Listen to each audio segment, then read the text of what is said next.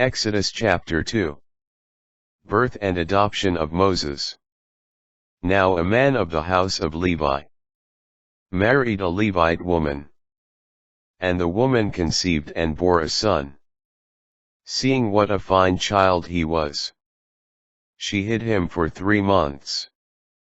But when she could no longer hide him, she took a papyrus basket, daubed it with bitumen and pitch, and putting the child in it, placed it among the reeds on the bank of the Nile. His sister stationed herself at a distance, to find out what would happen to him. Then Pharaoh's daughter came down, to bathe at the Nile, while her attendants walked along the bank of the Nile. Noticing the basket among the reeds, she sent her handmaid to fetch it. On opening it, she looked, and there was a baby boy crying. She was moved with pity for him and said, "It is one of the Hebrews' children." Then his sister asked Pharaoh's daughter, "Shall I go and summon a Hebrew woman to nurse the child for you?" Pharaoh's daughter answered her, "Go."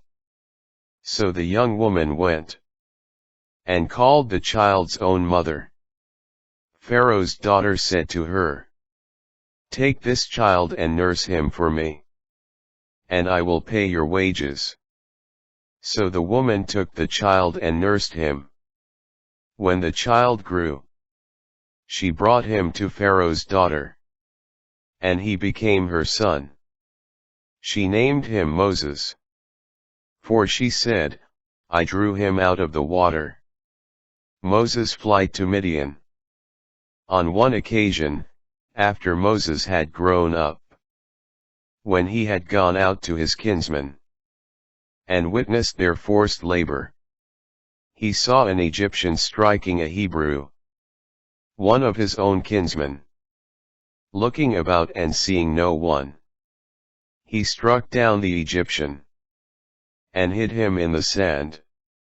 The next day he went out again, and now 2 Hebrews were fighting. So he asked the culprit, "Why are you striking your companion?"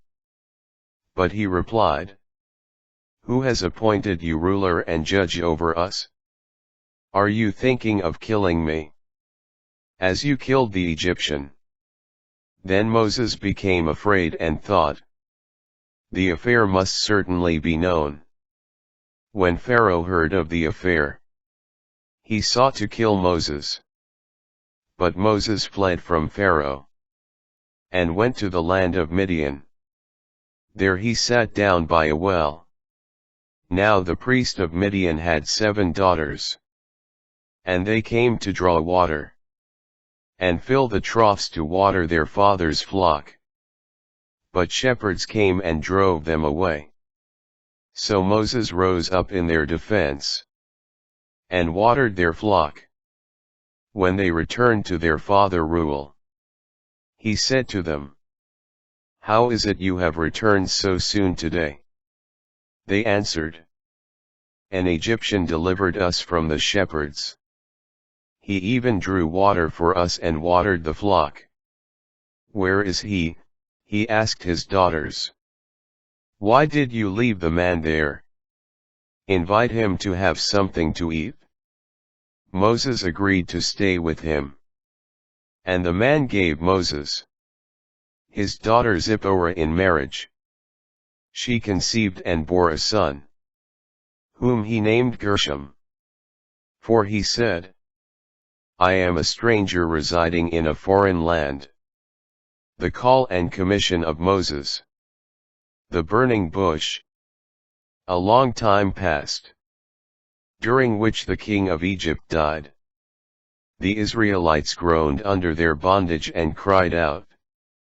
And from their bondage their cry for help went up to God. God heard their moaning. And God was mindful of his covenant with Abraham, Isaac, and Jacob. God saw the Israelites, and God knew